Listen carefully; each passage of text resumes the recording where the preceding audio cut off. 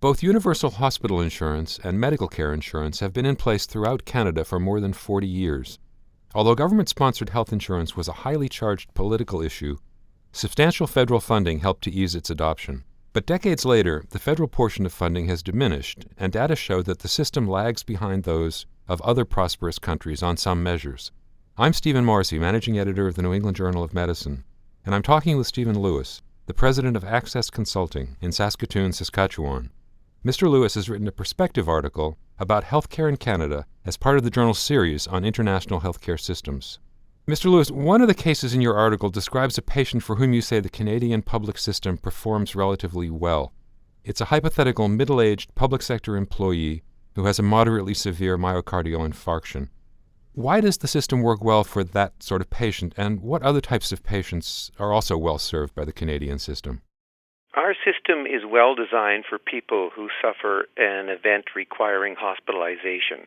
The core of Medicare, as we call it in Canada, which is the universal part as distinct from the seniors part in the United States, is hospitals and doctors. That was the original bargain when Medicare was rolled out across the country in the 1960s and early 1970s.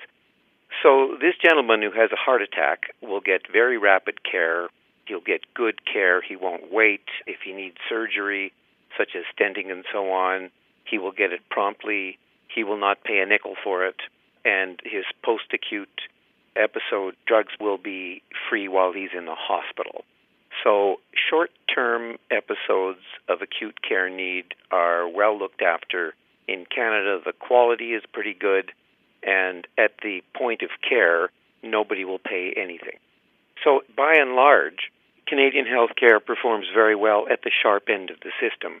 Where it's a little weaker is when you get into the community setting, when you have people with multiple chronic diseases and people who need care from other than doctors. So those patients with chronic diseases, what barriers do they face in the system? There are two kinds of barriers. First of all, while we have an extensive and universal primary healthcare system and about half of our doctors are family physicians, the quality of care for people who have multiple chronic diseases isn't very good. That's not much different from some other jurisdictions, but it is a problem because these people will often be referred quickly to specialists. It takes a long time to get to see a specialist in Canada. It's the biggest bottleneck in the system. So if primary care is unable to handle people with multiple chronic conditions, they're going to have a pretty tortured journey through the system, particularly if they don't live in major centers. So the other thing is that we don't have universal pharmacare. It varies from province to province about what is publicly covered, but slightly under half of prescription drug spending in Canada is publicly financed. So if you don't have third-party insurance, usually through your employer, you could be on the hook for substantial spending on drugs if you have chronic conditions and if you're elderly. Some provinces have quite generous programs for seniors' prescriptions, and some don't. So if you have a middle-class income and you're in your retirement years and you're on 8 or 9 prescriptions, your annual drug bill could run into the thousands of dollars out of pocket. If, as you say, the Canadian system is really a collection of separate provincial systems, do certain provinces stand out as better at meeting the needs of their populations, more willing to experiment with access or delivery problems? I don't think we have enough comprehensive information to say that one province is better than another. Beyond the core programs of medical insurance, which is physician care, and hospital insurance, their plans do vary. So, for example, a province like Ontario, which is Canada's largest, has a pretty generous program for seniors' prescriptions. Some provinces charge a basic room and board fee for people in nursing homes, which will be on the order of $1,500 a month, and others means test it, so you can pay up to $5,000 and $6,000 a month, depending on the actual costs. I don't think any province performs best across the board in terms of coverage, and we don't have enough robust quality information to say with any certainty that one province provides better care than another. It will vary from place to place and service to service, and in some cases procedure to procedure, but we don't have good systematic information that would give you a quality or performance index that compares, say, Quebec to British Columbia. In the United States, high rates of health spending and lack of insurance have dominated health policy conversations in recent years. How does Canada stack up against the United States on those measures, and what can the U.S. learn from Canada? Well, we do have a universal program of public insurance for the core services of hospitals and doctors, and on that ground, we do better than the United States.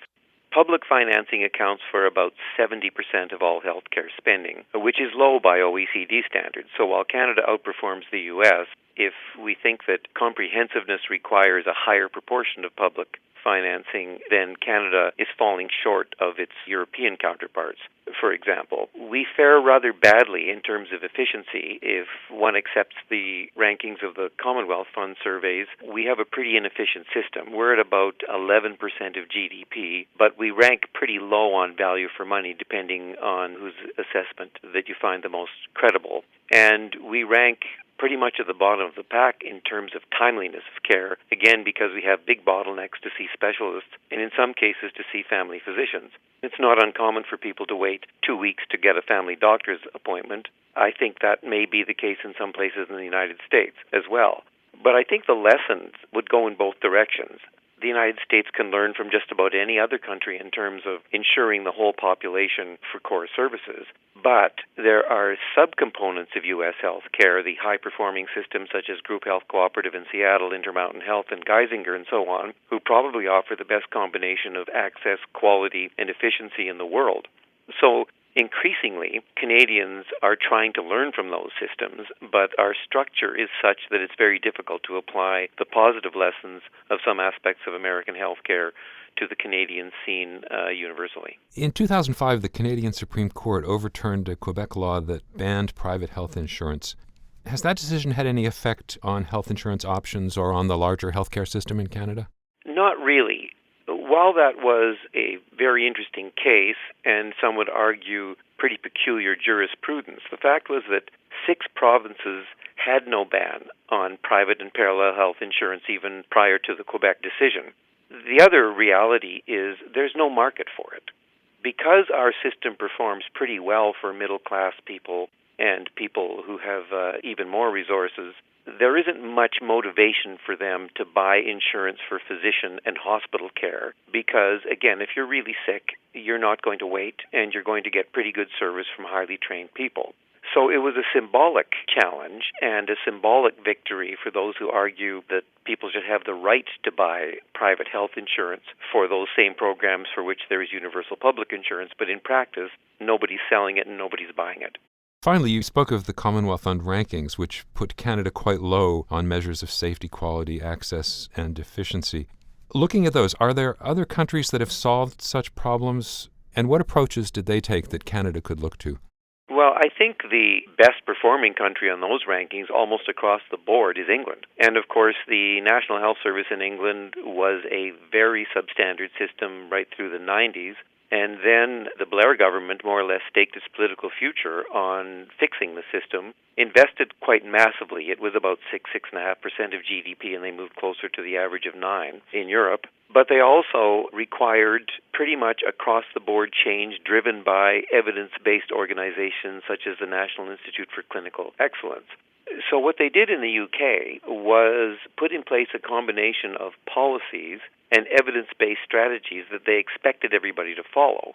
The lesson that Canada needs to learn is that if you maintain a tradition of quite extreme clinical autonomy, where you really don't manage clinical care in any meaningful sense, you're going to get huge variations in practice, and you're going to get variable and, I would argue, slow uptake of improvements in how you organize the system.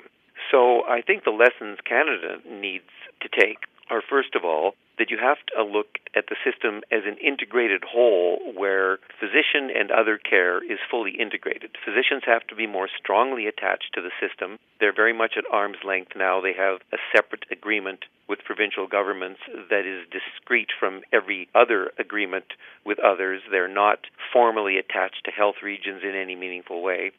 That separateness and that autonomy results in a rather anarchic system, which is improved in spots, and there are certainly pockets of excellence, but it's very difficult to scale them up. So I would say, in summary, Canada needs to organize itself for success. It needs to integrate care more closely. And it has to hold the system accountable for performance, not in some draconian looking over the shoulder way, but in requiring physicians and others, for example, to take variation in practice seriously and to develop strategies to address it. We have started quality improvement. Most provinces have a quality agency that is attempting to instill quality improvement methods and so on. But again, it's very slow, and the system has proven remarkably resistant to change, despite us having doubled spending in real terms between about 1997 and 2010. Thank you, Mr. Lewis.